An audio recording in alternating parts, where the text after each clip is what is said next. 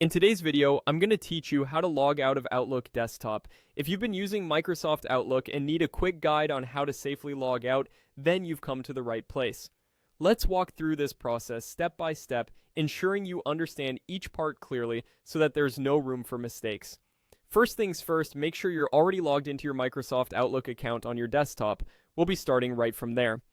With your Outlook application open, direct your attention to the top left corner of the window. Here, you should see your email address displayed. This is the account that you are currently logged into. Next to your email address, you will notice three small dots. These dots indicate additional options or settings that you can adjust. Click on these three dots to reveal a drop-down menu.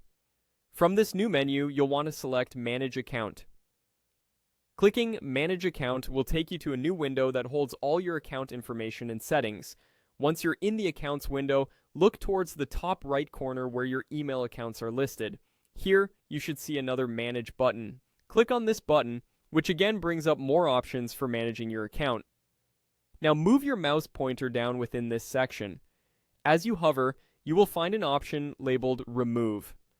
This is crucial, as clicking here gives you control over how you want to log out. You'll have two choices: remove from this device or remove from all devices.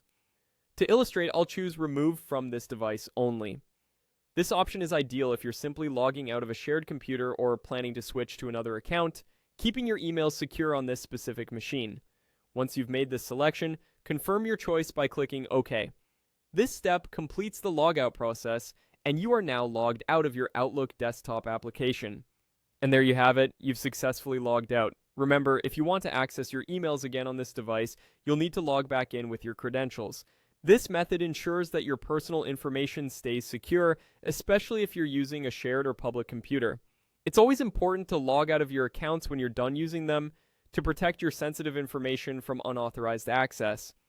I hope this guide was easy to follow and helps you feel more confident in managing your Outlook account settings.